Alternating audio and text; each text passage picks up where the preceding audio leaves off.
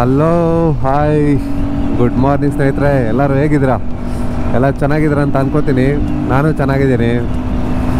ಬೆಳಗ್ಗೆನೇ ಒಂದು ರೈಡ್ ಹೋಗೋಣ ಅಂತ ಹೊರಟಿದ್ದೀನಿ.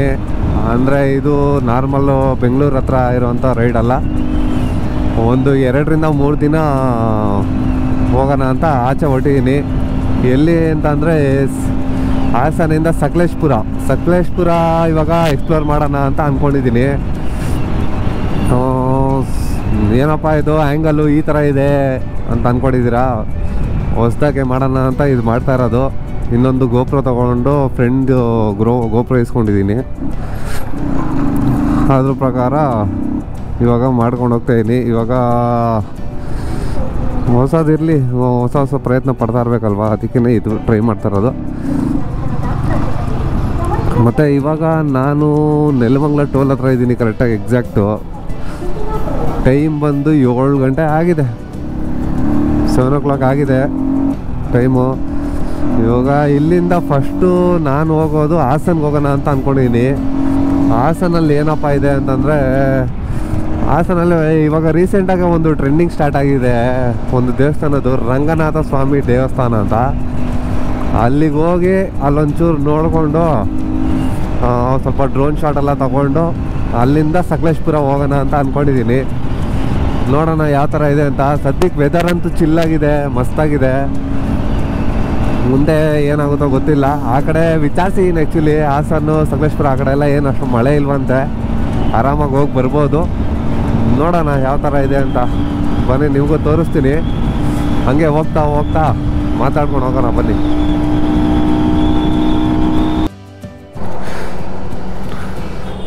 ಹೊಟ್ಟೆ ಸಿಕ್ಕಾಪಟ್ಟೆ ಹಸಿತಾಯ್ತು ಗುರು, ಅದಕ್ಕೆ ಇಲ್ಲಿ ಹಾಕ್ಬಿಟ್ಟು ಟಿಫನ್ ತಿನ್ಕೊಂಬಿಟ್ಟೆ.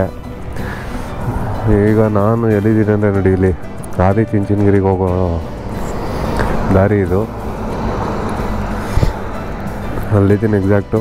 ಇಲ್ಲಿಂದ ಹಾಸನ ಒಂದು 90 ಕಿಲೋಮೀಟರ್ ಇರ್ಬೋದು. ಹೊರಡ್ಬೇಕು ಇವಾಗ. ಬನ್ನಿ ಹೋಗುವ. ಸ್ನೇಹಿತರೆ, ಹಾಸನ ಹತ್ತತ್ರ ಬಂದಿದ್ದೀವಿ. ಇಲ್ಲಿಂದ ಹಾಸನ ಒಂದು 12 ಕಿಲೋಮೀಟ್ರ್ 10 ಕಿಲೋಮೀಟ್ರ್ ಐತೆ. ಅದಕ್ಕೆ ಲೊಕೇಶನ್ ಹಾಕ್ಕೊಂಬಿಡೋಣ ದೇವಸ್ಥಾನಕ್ಕೆ ಅಂದ್ಬಿಟ್ಟು ಲೊಕೇಶನ್ ಹಾಕೋದು ನಿಲ್ಲಿಸಿದೆ. ಇಲ್ಲಿಂದ ಕರೆಕ್ಟಾಗಿ 33 ಕಿಲೋಮೀಟ್ರ್ ಐತೆ ಗುರು. ಮತ್ತು ಚಳಿನೂ ಜಾಸ್ತಿ ಆಗ್ಬಿಡ್ತು. ವೆದರು ಚಿಲ್ಡ್ ಆಗ್ಬಿಟ್ಟೈತೆ ಫುಲ್ಲು. ಮಳೆ ಬೀಳುತ್ತಾ ಏನು ಕತೆ ಗೊತ್ತಿಲ್ಲ. ಫುಲ್ ಮೋಡ ಮುಚ್ಕೊಂಡೈತೆ. ನಮ್ಮ ಬೆಂಗಳೂರಲ್ಲಿ ಒಂದು 3 ದಿವಸದಿಂದ ಹೆಂಗಿತ್ತು ವೆದರು, ಆ ಥರ ವೆದರು ಇವಾಗ ಇಲ್ಲಿ ಹಾಸನಲ್ಲೈತೆ. ನಮ್ಮ ಫ್ರೆಂಡ್ಸ್ಗೆಲ್ಲ ಕೇಳ್ಕೊಂಡು ಆ್ಯಕ್ಚುಲಿ ಹೊರಡಿದ್ದು, ಮಳೆ ಏನಿಲ್ಲ ಅಂತಂದರು. ಬಟ್ ನಮ್ಮ ದುರದೃಷ್ಟಕ್ಕೆ ಮಳೆಗಳೇ ಬೀಳ್ತೈತೆ, ಏನು ಕತೆನೋ ಗೊತ್ತಿಲ್ಲ. ನೋಡೋಣ ಬನ್ನಿ. ಇಲ್ಲಿಂದ 33 ಕಿಲೋಮೀಟ್ರ್ ತೋರಿಸ್ತೈತೆ. ಹೋಗ್ಬಿಡ್ತೀವಿ, ಇನ್ನೇನು ಅರ್ಧ ಮುಕ್ಕಾಲು ಗಂಟೆ ರೀಚ್ ಆಗೋಯ್ತೀವಿ.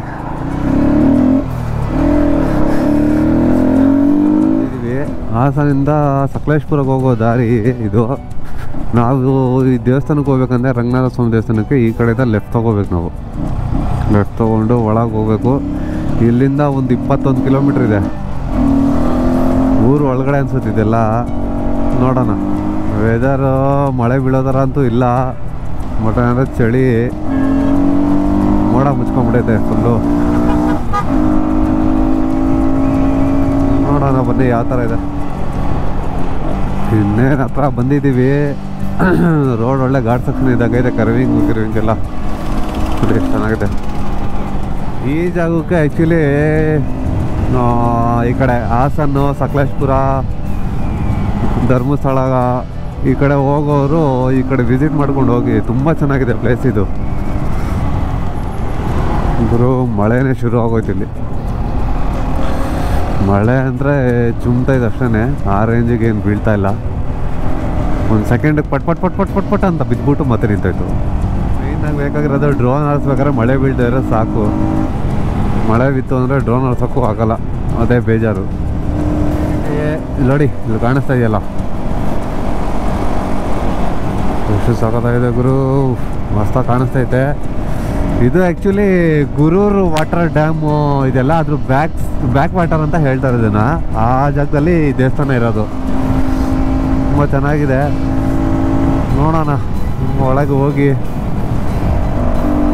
ಇಲ್ಲ ರೈಟ್ ತೊಗೋಬೇಕು ನಾವು ಮುಂದೆ. ರೈಟ್ ತೊಗೊಂಡು ಹೋದರೆ ದೇವಸ್ಥಾನ ಹೋಗ್ತೀವಿ. ಆಫ್ ರೋಡು ಈ ಥರ ಎಲ್ಲ ಇದೆಯಲ್ಲ. ಇಲ್ಲಿ ಎಲ್ಲೋದ್ರೂ ಆಫ್ ರೋಡ್ ಅಂತೂ ಸಿಗುತ್ತೆ ನಮಗೆ. ಮಳೆ ಬಿದ್ದು ನಿಂತ್ಕೊಂಡ್ರೆ ಗ್ರೀನರಿ ಎಷ್ಟು ಖುಷಿಯಾಗಿರುತ್ತೆ ನೋಡಿ. ಫುಲ್ಲು ಹಸಿರಾಗಿ ಕಾಣಿಸ್ತೈತೆ. ತುಂಬ ಚೆನ್ನಾಗಿದೆ.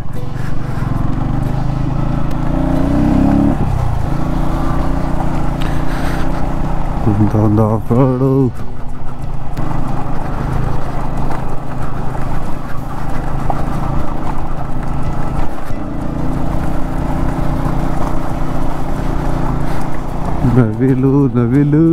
ನವಿಲೆಲ್ಲ ಐತೆ ಗುರು ಇಲ್ಲಿ.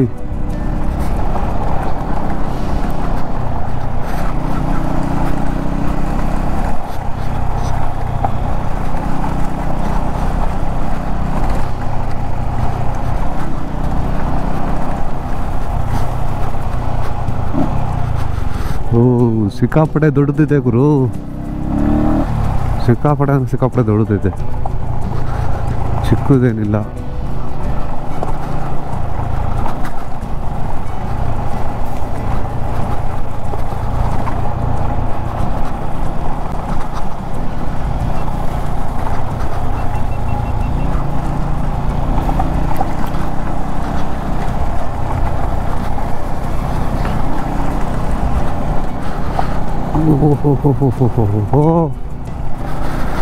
ಏನು ಅದ್ಭುತವಾಗೈತೆ ಗುರು. ನಿಜವಾಗ್ಲೂ ತುಂಬ ಚೆನ್ನಾಗಿದೆ. ಇಲ್ಲಿಂದ ಎಷ್ಟು ಮಸ್ತಾಗಿ ಕಾಣಿಸ್ತೈತೆ ಇಲ್ಲಿ.